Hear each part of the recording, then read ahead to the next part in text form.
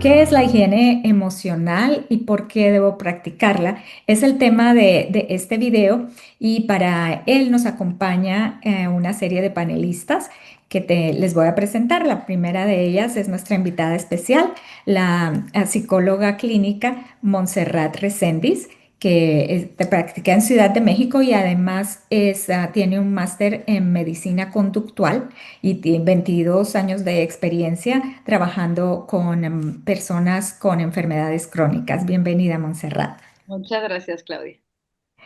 Y con nosotros también tenemos a dos de nuestros embajadores líderes, el doctor en psicología Martín Rodríguez, que nos acompaña desde Tijuana y que fue cuidador y aliado de bienestar de su padre que vivió con Parkinson por más de 20 años. Bienvenido, Martín.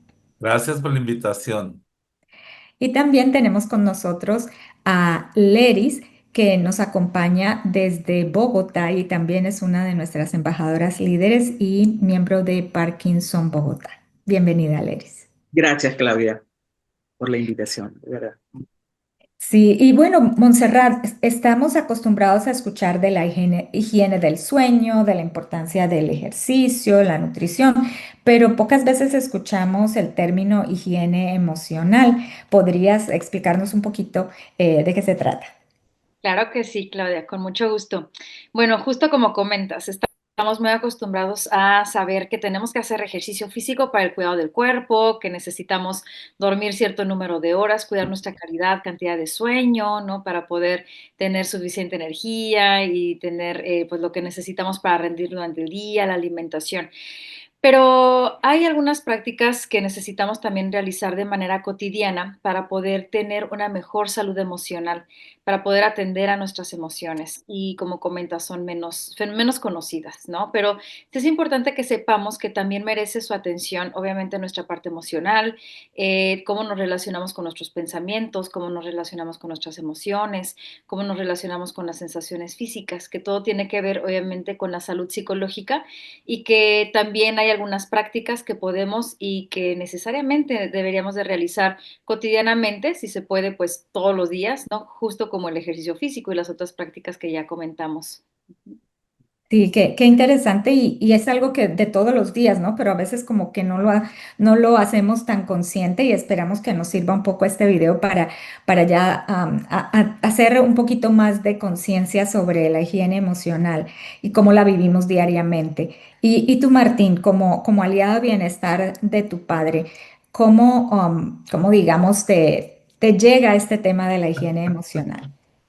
Híjole, te digo que es una pregunta maravillosa y me genera mucho bienestar o inquietud o cosas padres, ¿no? Lo que pasa que antes yo no lo había dimensionado a como lo estoy dimensionando ahora desde tener la experiencia con la Davis Finney Foundation.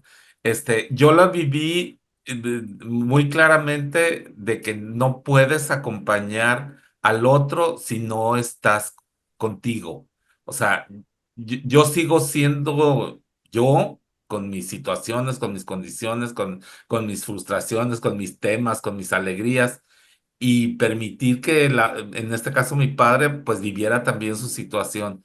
Y yo aprendí más de eso, yo aprendí más de que la compañía, cada quien desde su trinchera, desde su responsabilidad, encargándose cada quien de sí mismo, eso ayudó a enfrentar la situación pues emocionalmente con bienestar.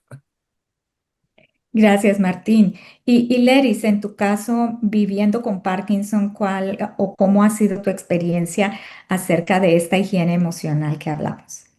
Sí, gracias, Claudia. Inicialmente, mira, yo lo primero que hice fue comenzar a trabajar precisamente lo que es la higiene, en el sentido del cuidado de cómo gestionar mi estrés, cómo gestionar, fomentar esa mentalidad positiva que muchas veces no tenemos, y a pensar un poco más en mí, a pensar en que yo tenía que cuidarme en el sentido emocional porque era la manera de que yo podía mantener el equilibrio en relación a la condición de Parkinson.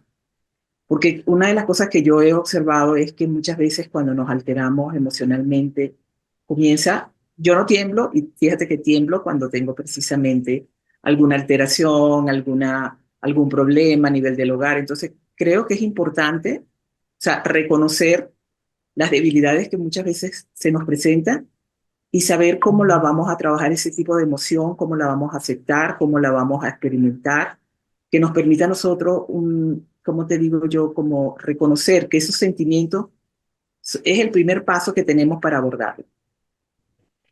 Sí, muy importante. Y bueno, vamos a hablar también de ese tema que es súper súper clave, ¿no?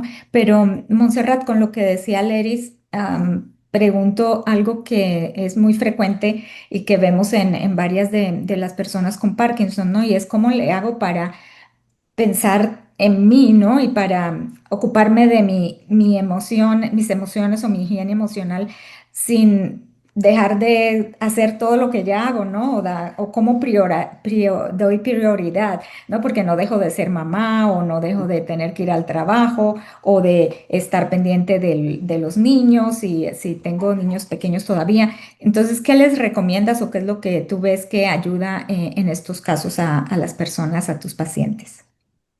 Sí, justo como comentas, Claudia, y me parece muy interesante lo que comentan tanto Martín como Leris respecto a eso, ¿no? De que seguimos siendo individuos, seguimos teniendo nuestra propia identidad, nuestras propias necesidades, independientemente del rol, ¿no? Ya sea como aliado de bienestar o como persona que vive con Parkinson. Pero es muy importante, y yo se lo comento a mis pacientes, que recuerden que para poder dar y para poder cuidar a otros y poder seguir siendo la mamá que quieres ser, ¿no? La persona en tu trabajo que quieres ser, la esposa, el esposo, en el rol que para ti sea importante porque convives con personas que amas y quieres seguir estando para ellos o quieres seguir siendo una persona que vive, ¿no? Estas experiencias en los diferentes roles de manera significativa, valiosa, dando. Para poder dar necesitas primero tener tú que dar, ¿no? Tener energía, tener una buena salud emocional, tener recursos, ¿no? Para poderle dar a los demás. A veces se nos olvida y entonces nos dedicamos a dar hasta que estamos completamente agotados, hasta que estamos completamente quemados, ¿no? Y entonces eso no funciona y no sirve a largo plazo. Aquí estamos hablando de verdaderamente tener la posibilidad de cuidarnos y también eso es muy importante, que así como queremos cuidar a los demás, permitamos que nos cuiden a nosotros, ¿no? Que también sea una cuestión bidireccional, porque eso es verdaderamente una relación que es satisfactoria y que es equitativa, ¿no? Entonces, eso yo les recuerdo constantemente, Claudia. Hablaremos también más en otro video de la autocompasión, porque también creo que es importante desarrollar una relación autocompasiva con nosotros mismos para esto. Ujú. Sí, y muchas veces lo que dices me parece tan importante porque a veces pensamos, ay, es que estoy siendo egoísta, ¿no? O no quiero pensar solo en mí mismo, pero lo que tú dices es súper importante, ¿no? De si no pensamos o no nos cuidamos a nosotros mismos, pues no va a haber mucho para dar, ¿no? Y de esa, muchas de las veces también la paciencia, ¿no? Tú decías todas estas cosas cuando se vive con una enfermedad crónica, creo que hay que ser bastante paciente, ¿no? Tanto la persona que la tiene como el que está a su lado Ya. y pues a veces eso es algo que no somos muy, no damos muy bien si no hemos dormido bien, si no nos hemos cuidado bien, ¿no? Entonces son uno de esos signos, ¿no? A veces que podemos explorar de como algo que nos ayuda a prender el bombillo de que, como que me estoy pasando mucho hacia el otro lado, ¿no? Algunas de estas cosas que nos pueden prender ese bombillo de decir, necesito practicar más mi higiene emocional.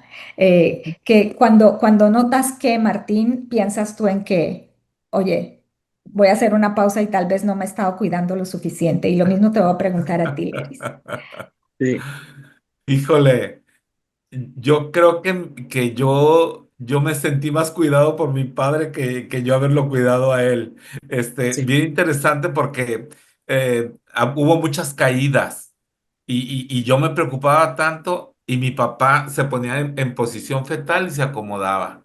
No te preocupes, no me pasó nada.